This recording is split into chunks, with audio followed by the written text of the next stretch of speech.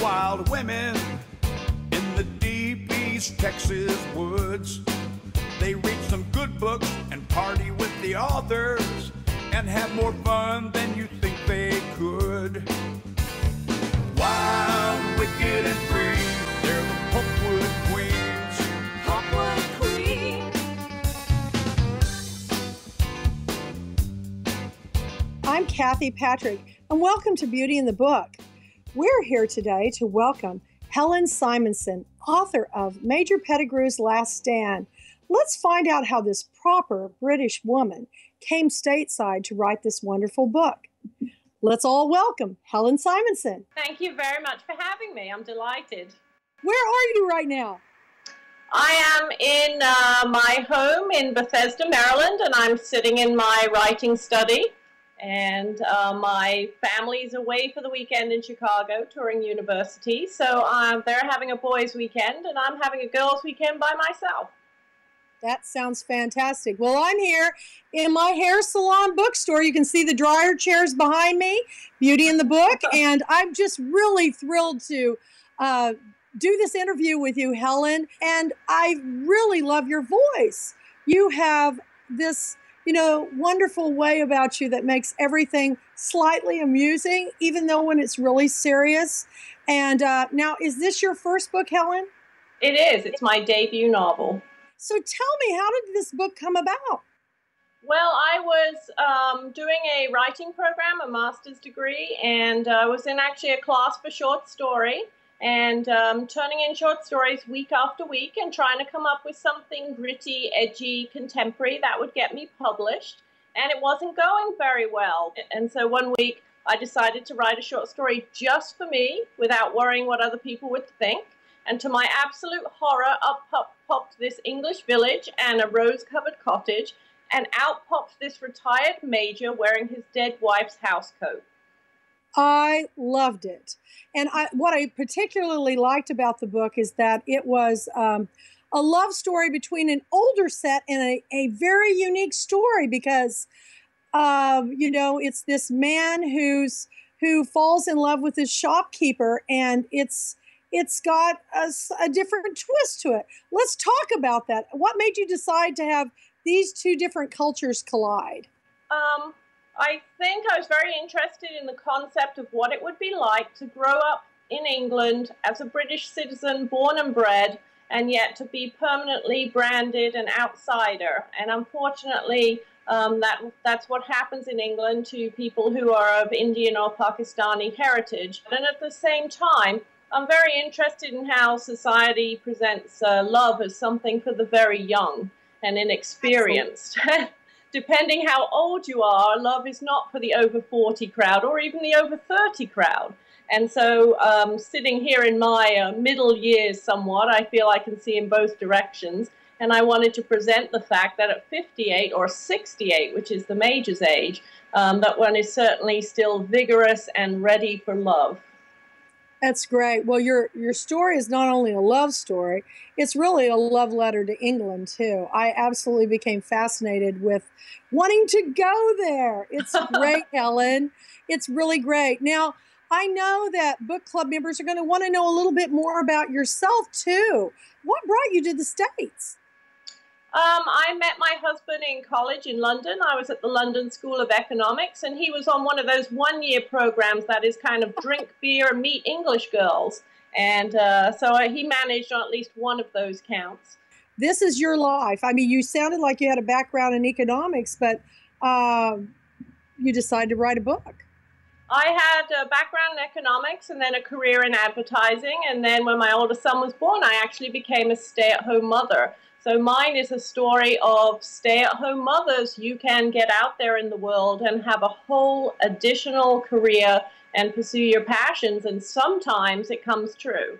Now, sometimes your passions don't come true. I tried modern dance for a while, but I couldn't actually fit in the costumes, and I wasn't willing to survive on a diet of aspirin and Diet Coke, so that didn't work out for me. But writing turned out to be a passion I could pursue profitably, and I think there are many, I guess I would say just stay-at-home moms take advantage of this privilege you've chosen of staying home and use some of that time to pursue a creative life. Helen loves old houses. When she was a student in London, she lived in a Victorian terraced house with no heat, no banisters on the staircase, and a rooftop bathroom where it rained into the clawfoot tub. Soon after she left, the tub crashed down 4 flights of stairs. She still thinks it's the most romantic place she ever lived. Helen's a walker. In just 7 days, she walked 84 miles, coast to coast along the Hadrian's Wall path in the north of England. From one side of the country to the other, 15 miles a day. Can you imagine that?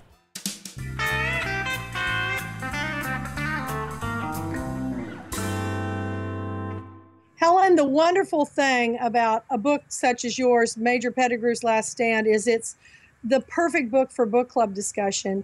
And today we have a fabulous, one of my chapters of book clubs, the Red River Queens from Shreveport, Bossier are here today. This is Queen Carrie. We've got Leslie, Connie, and Judy. Hi, girls. Hey, how you doing? Hi, Kathy. Hello, Helen. Hi, how are you? Good, doing great. Helen, I loved your book. Did you plot it out or did it just come to you? Well, I was talking with Kathy about that. I tend to be a writer, apparently. This is new. This is my first book, but I'm already saying I tend to be a writer who. I tend to collect characters and then wait to see what they do. I was saying it's not the most efficient way of writing, but for me, there's a joy in following the characters around, and the story is revealed to me as I go. So it's almost as if I'm reading the book for the first time while I'm writing it.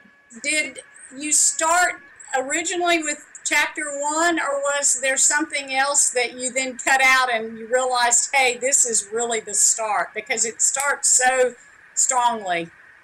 I actually wrote chapter 1 and part of chapter 2 as a short story, and I think that's why it has a certain amount of drive to it. When you're writing short stories, you have a very brief amount of time to encapsulate a whole story without actually saying too much. And I think it was a wonderful way to start a novel. It certainly gets us right into the action. Well, Helen, I was wondering if when you still lived in Great Britain, you knew any of these characters in real life.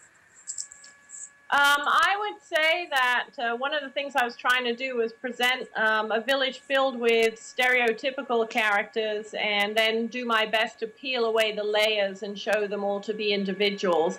So I've known my fair share of retired majors in their waxed jackets and their flat caps, but none of them necessarily too well. I also had an English teacher when I was about 12 who was a retired major who had served in India. And when all the other teachers were wearing goatees and leather car coats, he would come to school in a brown 3-piece suit and a pocket watch, and he would teach us Chaucer and Kipling until we couldn't take it anymore. But I absolutely adored the man. What has surprised you the most about readers' reactions to Major Pettigrew's Last Stand?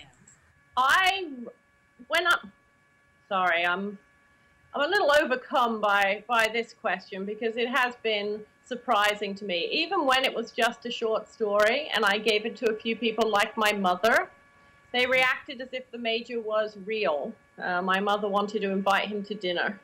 And now that the book is out, I find that continued, and I feel very responsible when people absolutely love the major and the rest of the characters in my book. And people send me heartfelt emails. They tell me about their relatives who were in the war and stationed in England. They tell me about the nicest times in their lives when they got to live in England for a while. And they tell me they stayed up late reading the book, and they tell me they slowed down towards the end because they didn't want it to end. And they beg me for a sequel. And it feels like a strange responsibility to have unleashed these characters on the world and to be getting such an emotional response from such a wide range of people. I mean, it's very gratifying. Well, Helen, thank you so much for this wonderful conversation with the book clubs. I know that book clubs everywhere are going to love Major Pettigrew's Last Stand. Thank you so much, the Red River Queens in Shreveport, Bossier. Thank you so much for joining us, Helen. And We just hope everybody will run out and buy this wonderful, wonderful book. Thank you.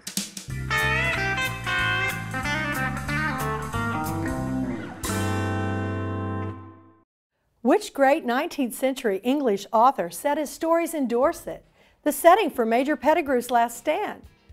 Go to our website to enter our Beauty in the Book giveaway. 10 people with the correct answer will be chosen at random to get a free copy of today's feature book, Major Pettigrew's Last Stand by Helen Simonson.